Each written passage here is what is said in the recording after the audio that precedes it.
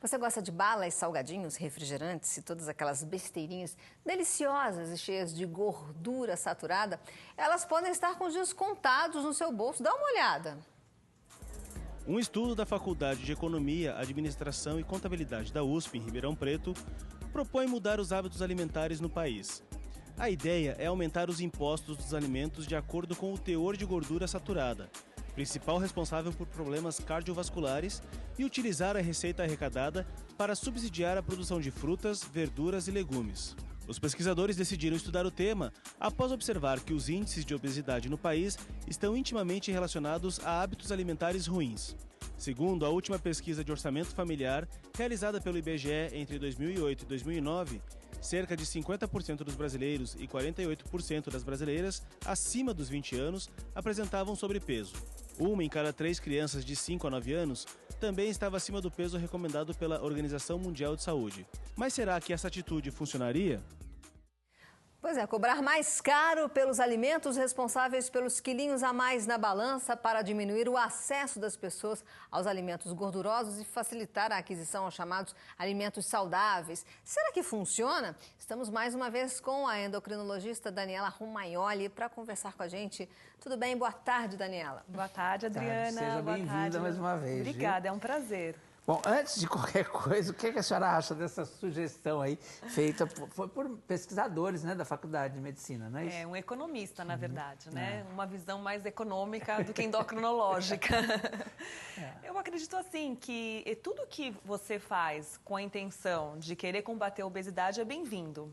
Mas eu acho que não é esse o caminho. Infelizmente, eu acho que você propor que alimentos não saudáveis fiquem mais caros, não funcionaria dessa forma. A gente vê hoje sobretaxados o fumo, o álcool, e nem por isso as pessoas deixaram de fumar ou deixaram de beber, muito pelo Inclusive, contrário. o fumo baixou muito a quantidade de pessoas fumantes depois que restringiram o lugar, né, dos fumantes.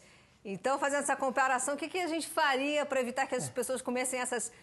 Olha, até o nome é bom, né? Guloseimas. Pois é, eu acho que não é deixando mais caro que vai deixar. Quem é um bom chocolatra sabe, A não é porque o próxima chocolate sugestão vai vai ser ficando assim. mais caro Agora- que você deixa de comer. Agora me ocorreu aqui a história das caixinhas de cigarro, né? Bota aquelas figuras horrendas e tal. Adiantaria também fazer isso? Olha, Léo, eu acho que o caminho é outro. O caminho é educação. É ensinar para as pessoas como que é uma alimentação saudável. Hoje a gente sabe, não é todo mundo que sabe que o que faz bem ou o que faz mal. As pessoas não têm muita consciência do que é um alimento bom e o que é um alimento ruim. Principalmente as crianças, né? Onde começa tudo, né? E às vezes também está escondida a gordura, porque a pessoa fala assim, eu vou comer um bifinho, mas aí enche de azeite, de óleo na hora de fritar. Vai fazer um feijão, tem o feijão magro e o feijão gordo, né? Que é cheio de Bacon, linguiça. Como diz o outro, mas tudo que engorda é gostoso, É né? gostoso, é gostoso. Então aí é complicado. Né? Então, acho que o foco é outro. O foco é ensinar, é começar nas escolas, ensinar programas de educação em escolas, em parques, treinar agentes de saúde que está com contato direto com a população, a como se alimentar saudavelmente, principalmente estimular a prática de atividade física, combater o sedentarismo. Hoje você vê as crianças com pacote de bolacha comendo na frente da televisão, ou nos gamezinhos, sentados praticamente o dia inteiro.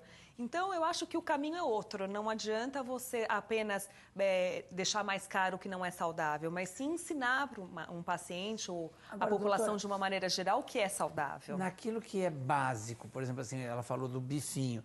Você faz o bifinho. Como fazer esse bifinho ficar magro? Quer dizer, não engordar. Primeiro, você deve sempre grelhar, nunca fritar. Então, evitar de usar óleos para fritar os alimentos. Segundo, preferir as carnes magras. Então, claro, que todo mundo quer uma picanha, um filé mignon, achando que você tirando só aquela gordurinha do cantinho, tá ótimo, você tá fazendo essa parte. Na verdade, o que deixa a carne mais mole é aquela gordura marmoreada, aquela gordura entre as fibras, que derrete e fica molinha. Então, se você quiser realmente comer uma carne magra, são as carnes do tipo patinho, as carnes mais durinhas, né? Então, fazer um bife mais Filé fininho, mignon bem também, igual? filé mignon, contra filé, picanha. Cupim, são as Como é que carnes chama mais aquela- moles. Eu adoro uma Cupim carne... é praticamente gordura pura. Só gordura, só gordura. Como é que chama aquela carne da carne do porco? Que é... Costela? Não, Costela é bem gorda, que eu gosto, me disseram que é a mais sequinha de todas. Lombo. Lombo, Né? lombo, com certeza. Tem Eu pouca não gordura. gosto de carne, é engraçado. Apesar de eu ir em churrascarias, essas coisas, eu acabo não comendo a carne.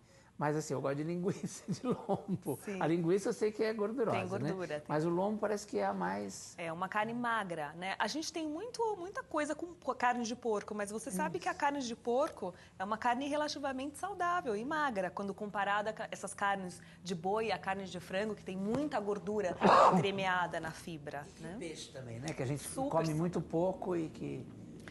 O Brasil tem um litoral maravilhoso, riquíssimo em peixe, e a gente não come peixe. É muito difícil ser Daniela, brasileiro comendo peixe. A gordura saturada é um dos maiores responsáveis pelo sobrepeso? Com certeza. E aonde está essa gordura saturada? Ela não é só responsável pelo sobrepeso, não. Ela é responsável pela principal consequência do sobrepeso, que é a morte por doença cardiovascular.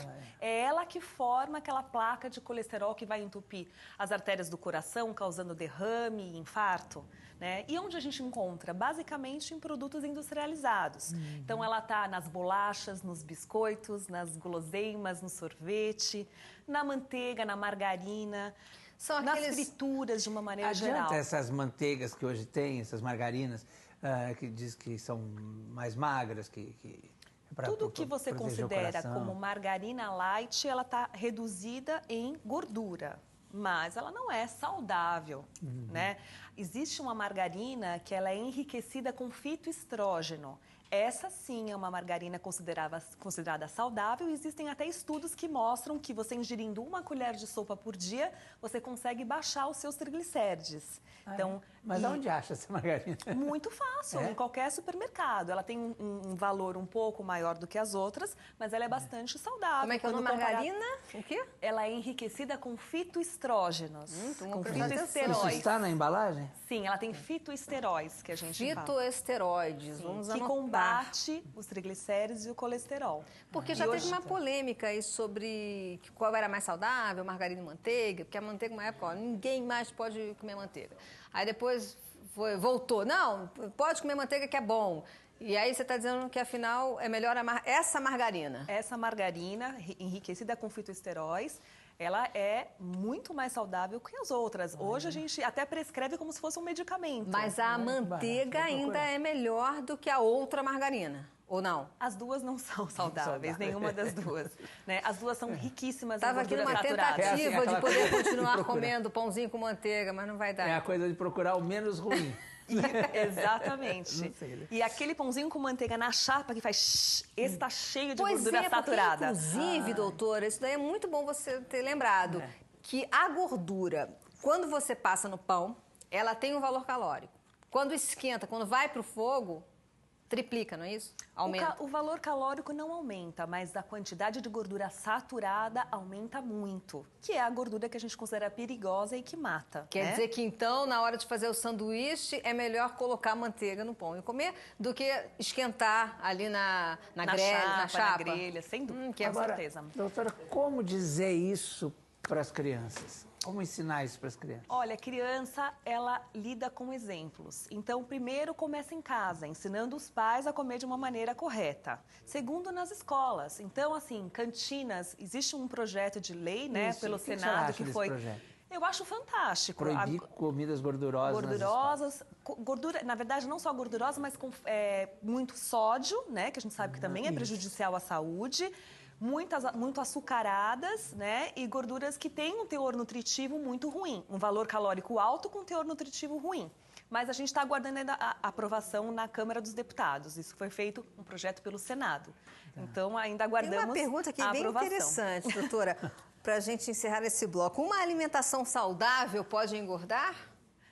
Sim, porque é um desequilíbrio entre a caloria que entra e a caloria que sai. Não adianta você só se alimentar de uma maneira correta se você não praticar atividade física. Sim. Por isso que combater o sedentarismo é um grande caminho para você combater a obesidade. A gente vai continuar com a doutora Daniela no próximo bloco para falar sobre vitaminas.